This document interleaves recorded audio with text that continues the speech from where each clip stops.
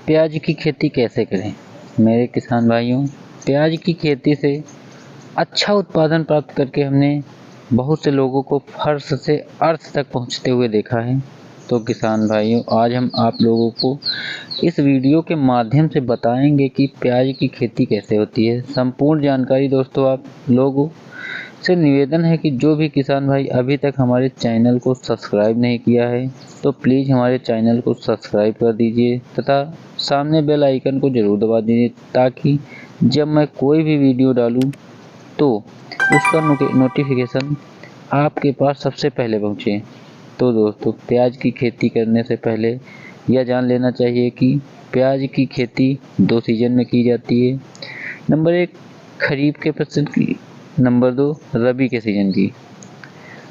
आज हम किसान भाइयों इस वीडियो के माध्यम से रबी के सीजन की प्याज की खेती के बारे में बताने जा रहा हूं। दोस्तों, अगर आप लोग खेत की नर्सरी तैयार करके प्याज की खेती करना चाहते हैं तो किसान भाइयों, प्याज की नर्सरी तैयार करने का सही समय नवंबर माह से लेकर दिसंबर माह के आखिरी सप्ताह तक होता है और नर्सरी लगाने से 40 से 50 दिन में जब नर्सरी तैयार हो जाती है तब आप इसे किसी दूसरे खेत में प्याज की रोपाई कर सकते हैं। किसान मित्रों, अब बात करें कि नर्सरी की रोपाई करने के लिए प्रति एकड़ कितने बीज की आवश्यकता पड़ेगी। तो किसान भाइयों, आपको 2.5 मतलब 2.5 केजी से 3 केजी प्रति एकड़ हमें बीज की आवश्यकता पड़ने वाली है। दोस्तों, अब बात करें कि खेत की मिट्टी का चयन। किसान भाइयों, प्याज की खेती के लिए जलोढ़ मिट्टी या दोमट मिट्टी बहुत ही अच्छी मानी जाती है, जिसमें कि प्याज की खेती में पानी का भराव नहीं हो पाता है। यदि पानी हम किसी कारण भर भी जाता है तो जल्दी सोख लेता है। वह मिट्टी प्याज फसल के लिए बहुत ही उपयुक्त मानी जाती है। अब किसान भाइयों, बात करें कि प्याज की खेती के लिए हमें किस तरह से खेत तैयार करना चाहिए। किसान भाइयों, जो कि कंद वर्गीय फसल होती है, उन फसलों के लिए सबसे महत्वपूर्ण बात ये होती है कि खेत की जुताई अच्छे से होनी चाहिए, क्योंकि आप जितनी अच्छी तरह से खेत की जुताई करोगे उतनी ही अच्छी खेत की मिट्टी भुरभुरी बनेगी, उतनी ही अच्छे प्याज की या लहसुन की जो कंद होगी उसकी मोटाई बढ़ेगी, प्याज की जड़ें अंदर तक विकसित होंगी। इन सब बातों का ध्यान रखते हुए हमें खेत की जुताई अच्छे से करना चाहिए।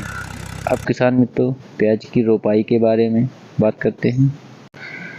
किसान भाइयों, हमें प्याज की रोपाई करने से पहले ये जान लेना चाहिए कि कौन कौन सी खाद डालें, कौन कौन से फर्टिलाइज़र यूज करना चाहिए, जिससे हमारे प्याज का उत्पादन अच्छा निकले, ज़्यादा निकले। तो दोस्तों, आप लोग 2 ट्राली देसी गोबर की सड़ी गली पाँस यह खाद अपने खेतों में अवश्य डालें। अब बात करें कि फर्टिलाइज़र के बारे में, आपको 100 से 150 किलो सिंगल सुपर फॉस्फेट की आवश्यकता पड़ेगी, 60 केजी DAP जिसमें फास्फोरस होता है, 50 kilo MOP muriate of potash की आवश्यकता पड़ेगी। 1 एकड़ में लगभग 10 किलो माइक्रो न्यूट्रेंट किसी अच्छी कंपनी का उसकी आवश्यकता पड़ने वाली है। पर एकड़ लगभग 5 किलो सल्फर 90% WD वाला आता है जो उसकी आवश्यकता पड़ेगी। लगभग 5 किलो प्रति एकड़ कार्टाफ हाइड्रोक्लोराइड 4% या फिर फिप्रोनिल 0.3% या फिर कोई भी कीटनाशक आप यूज कर सकते हैं, उसकी आवश्यकता पड़ेगी। इन सबको अच्छे से मिलाने के बाद आप अपने खेतों में बुरकाव कर दीजिए। अब किसान भाइयों, आपको अपने खेत में प्याज की रोपाई करना चाहिए। दोस्तों, हमारे यहाँ कई तरह से प्याज की खेती होती है। नंबर 1 क्यारियाँ बनाकर भी खेती करते हैं, बेल्ट बनाकर भी खेती करते हैं तथा मेड़ बनाकर भी खेती की जाती है। अब देखना ये है कि आप अपने यहाँ किस विधि से खेती करते हो। दोस्तों अगर आप अपने क्यारियाँ बनाकर प्याज की खेती करते हो तो ध्यान रहे कि क्यारियों की जो लंबाई है वो ज़्यादा नहीं रखनी है। हमें अपने क्यारियों की लंबाई लगभग 20 से 25 फुट से ज़्यादा नहीं रखनी, क्योंकि कोई भी कंदवर्गीय फसल जो होती है, यदि खेत में पानी की मात्रा ज़्यादा होगी तो फंगस की शिकायत ज़्यादा होगी, रोग ज़्यादा लगेंगे। दोस्तों उत्पादन ज़्यादा निकलने की जगह पर कम निकलेगा, ये निश्चित है। अब आपको देखना ये है कि नर्सरी उखाड़ से समय कौन कौन सी सावधानियां बरतनी चाहिए। आप अपनी नर्सरी को 40 से 50 दिन में उखाड़ लें तथा लगाने से पहले साफ पाउडर या कार्बेंडाजिम या फिर कार्बेंडाजिम मैंकोजेब का जो कॉम्बिनेशन आता है उससे आप उसे बीज को उपचारित ज़रूर कर लें।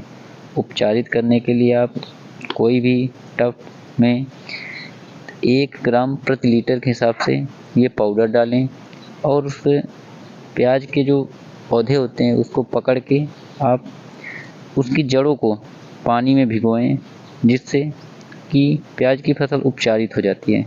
यदि कोई भी फसल हो, अगर हम उसको शुरू में उपचारित कर लेते हैं तो रोगों से लड़ने की क्षमता बढ़ जाती है तथा फसल की पैदावार अच्छी होती है। फंगस जैसी बीमारियों से लड़ना नहीं पड़ता है शुरू से ही उसको।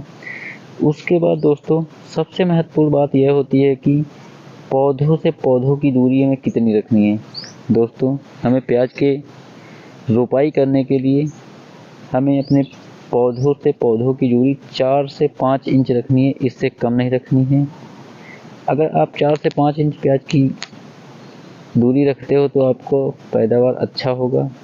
पेड़ तक हवा हर चीज़ अच्छी तरह से पहुंच जाती है। अब आपको पानी में लगाने से पहले पेंडामेथलिन का स्प्रे कर देना चाहिए, जिससे कि कोई भी खरपतवार जर्मिनेट ही नहीं होता है। उसके बाद 20 से 25 दिन में जब आप अपने खेत में पहली गुड़ाई कर रहे हो तो उस समय खरपतवार उगने की संभावना होती है। इसके लिए किसान भाइयों, यदि आप अपने खेत में खरपतवार का जमाव हो गया है तो उसके लिए सक्रिय एवं चौड़ी पत्ती के लिए ऑक्सीफ्लोरोक्विन 23.5% जो टेक्निकल आता है एडामा का, और धानुका का टर्गा सुपर 1 ml प्रति लीटर मिलाकर स्प्रे कर दीजिए। इससे क्या होता है कि प्याज की फसल में कोई भी चौड़ी पत्ती या सकरी पत्ती का जो खर होता है वो नष्ट हो जाता है। उसके बाद जब आपकी प्याज या लहसुन की फसल 50 से 60 दिन की हो जाए तो उसमें एक स्प्रे कर देना चाहिए, जो कि जेयू कंपनी का जो पोटास आता है 2000 करके, वो 2 ग्राम प्रति लीटर के हिसाब से स्प्रे कर देना चाहिए। तथा उसमें एक जो स्प्रे वाली टंकी आती है उसमें 4 ग्राम प्रति टंकी के हिसाब से एमिडा क्लोरोपिड दोनों को साथ में मिला के स्प्रे कर देना चाहिए, जिससे क्या होता है कि हमारे प्याज तथा लहसुन की फसल में जो रस चूसक कीट होते हैं, चिप्स आदि रोग नष्ट हो जाते हैं तथा जो तना होता है वो मोटा होता है। जब तना मोटा होगा तो हमारा जो कंद होगा वो मोटा बनेगा। दोस्तों आज के लिए बस इतना ही, मिलते हैं आपको नेक्स्ट वीडियो पे। राधे राधे, जय श्री कृष्ण।